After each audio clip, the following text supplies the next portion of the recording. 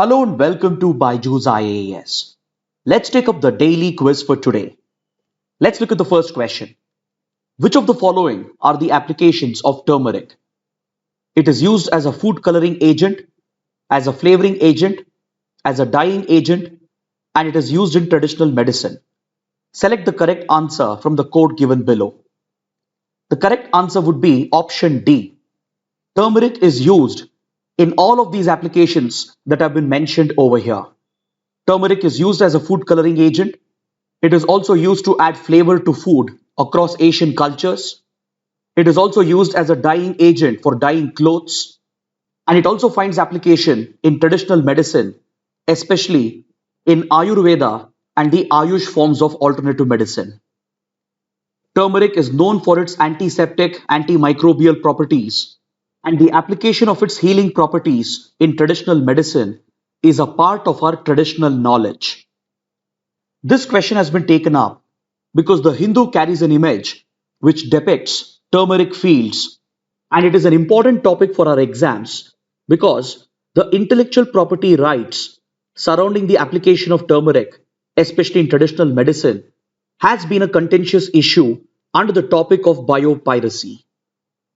As we discussed, the application of turmeric in traditional medicine has been a part of our traditional knowledge from centuries together. But of late, several attempts have been made by Western companies and Western researchers to obtain a patent over the application of turmeric in traditional medicine. Back in 1995, a team of American researchers were awarded a patent by the United States over the medical applications of turmeric. This was immediately fought back by India, and the Council for Scientific and Industrial Research fought a legendary legal battle in order to ensure that this patent was revoked in the United States. So such foreign attempts to gain patents over traditional knowledge is referred to as biopiracy. And in order to fight against such biopiracy and to protect India's traditional knowledge, India has even set up the Traditional Knowledge Digital Library. Through this initiative, the CSIR has been documenting India's traditional knowledge, and the research material is made available in multiple languages so that it can be made use of by patent offices around the world to deny any illegitimate patents in order to tackle and prevent biopiracy. India has had to fight similar legal battles with regard to neem and basmati rice as well. The anti-fungicidal and antiseptic properties of neem were sought to be patented by Western firms, and India had to fight back against these incidents of biopiracy in order to protect India's traditional knowledge. Now let's look at the second question. Which of the following statements are incorrect? The United Nations High Commissioner for Refugees, or UNHCR, is a UN agency mandated to aid and protect refugees, forcibly displaced communities, and stateless people. It was created in 1950 to address the refugee crisis that resulted from the Second World War. The 1951 Refugee Convention established the scope and legal framework of the agency's work, which initially focused on Europeans uprooted by the war.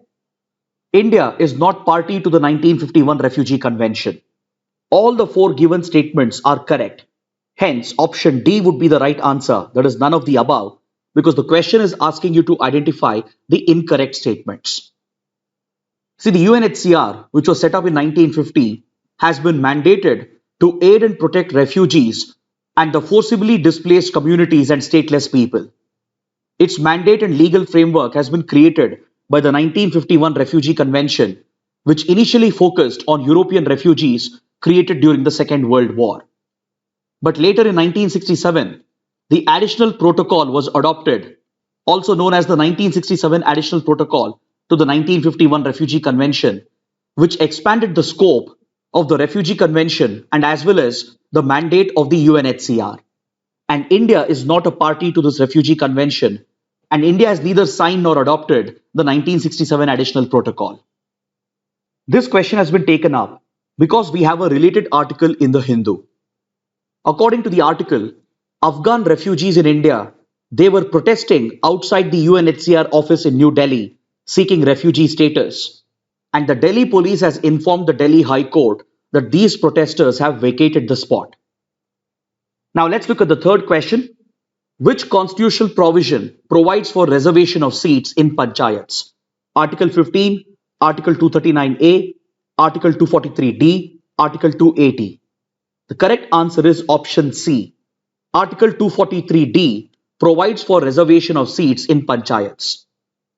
See, the historic 73rd, 74th Constitutional Amendment Acts introduced the Panchayat Raj system and municipal bodies as a form of decentralized local governance in India. These local institutions were given constitutional status through these constitutional amendments. And under Article 243D, reservation of seats has been provided for SCs, STs, OBCs, and as well as for women. This article provides for reservation of seats and as well as the reservation of the position of chairpersons to these local bodies for the SCs, STs in the backward classes, and even women have been provided a minimum of 1/3 representation. And since local government is a state subject, states have been given the discretion to provide for additional reservation as well to the other backward classes. This topic is in news because of this article in the Hindu. According to the article, the Odisha state government has passed a bill capping reservation of seats at panchayats and local bodies at 50%. This law became necessary because in 2013, the Odisha High Court had ordered the implementation of an upper ceiling limit of reservation of seats for SC, ST and backward classes, and it had mandated that the percentage of seats reserved shouldn't exceed 50%. This ruling of the Odisha High Court was in line with the judgment of the Supreme Court in the K. Krishnamurthy case, and in order to abide by these orders of the court, the Odisha Assembly has enacted the Odisha Municipal Laws Amendment Bill 2021 to cap reservation at 50%. Now let's look at the fourth question. What does the Vidyanjali 2.0 portal provide for? Online learning support and study resources to adults and illiterates, scholarships for Indian students studying in elite universities abroad, facilitates private donors, corporate social responsibility contributions, and volunteering activities for school development, creates a platform for teachers to form a community and share best practices. The correct answer is option C.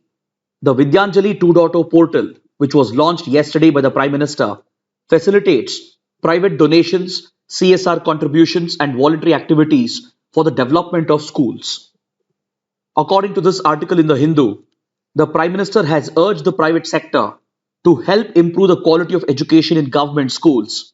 And in order to facilitate the participation of private donors, volunteers, and CSR contributions in school development, the government has launched the Vidyanjali 2.0 portal.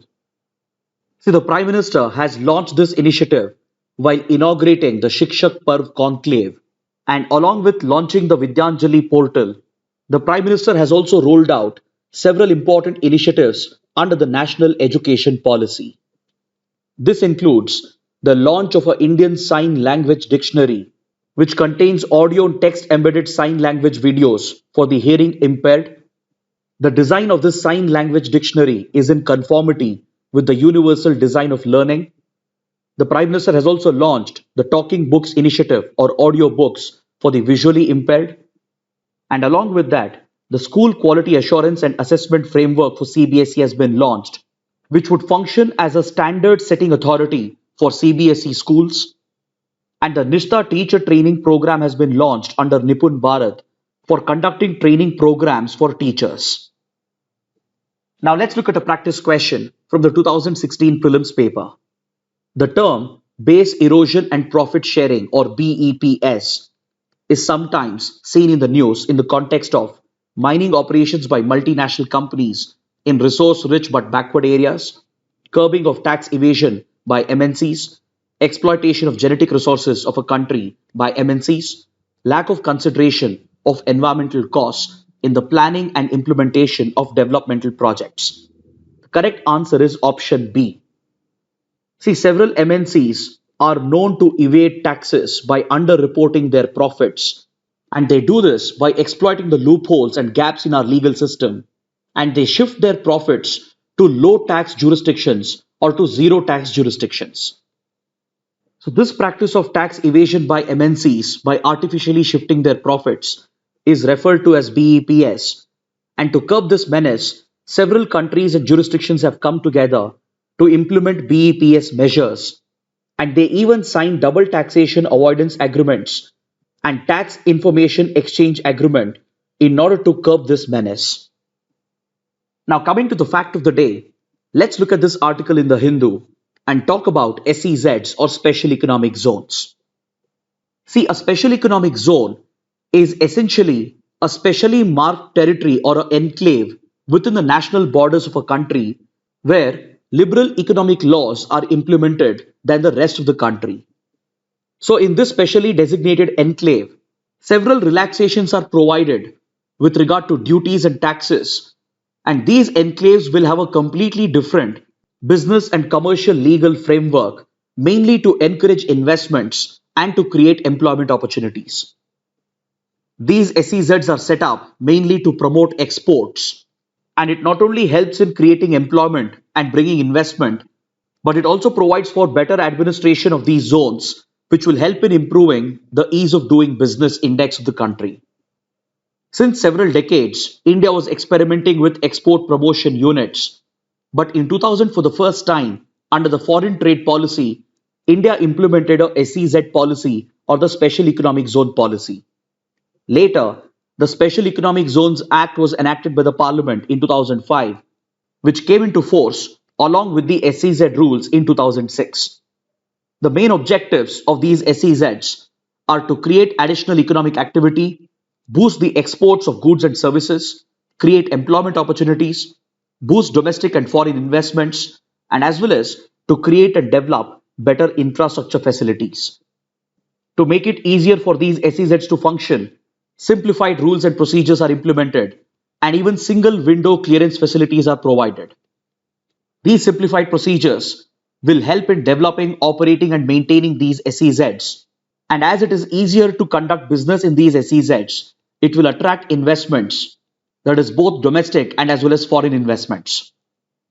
Then the government even offers several incentives to companies which operate out of these SEZs and even provides tax holidays, tax concessions, and even liberalizes the export-import restrictions. But however, since these concessions and incentives are being offered mainly to boost exports, the producers in SEZs are not allowed to sell their produce in the domestic market.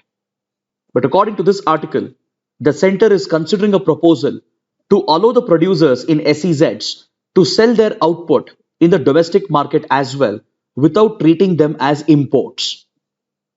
It is also considering the exclusion of export-oriented units and as well as SEZs from the recently notified tax refund scheme known as RODTEP, which stands for Remission of Taxes and Duties on Export Products. This was a tax refund scheme that was launched to boost exports, and the industries operating out of SEZs and export-oriented units were concerned that they were left out from the benefits of this tax refund scheme. Along with that, SEZs and export-oriented units also had concerns that many of the incentives that were offered previously had expired, thereby creating several challenges for their operations. So with the expiry of previous incentives and with the exclusion from such recent tax incentive schemes, SEZs and export-oriented units had taken a major hit, and the industry was arguing that these disadvantages faced by SEZs was going against the principles and objectives of the Atmanirbhar Bharat initiative. Because of the expiry of many of these incentives and because of the restrictions, SEZ units were being pushed to import from outside rather than procure domestically.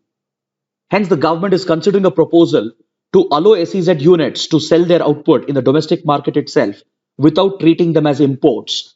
And it is also reviewing the exclusion of these SEZ units and export-oriented units from the tax refund scheme. So with this, let's conclude the discussion for today. Thanks for watching.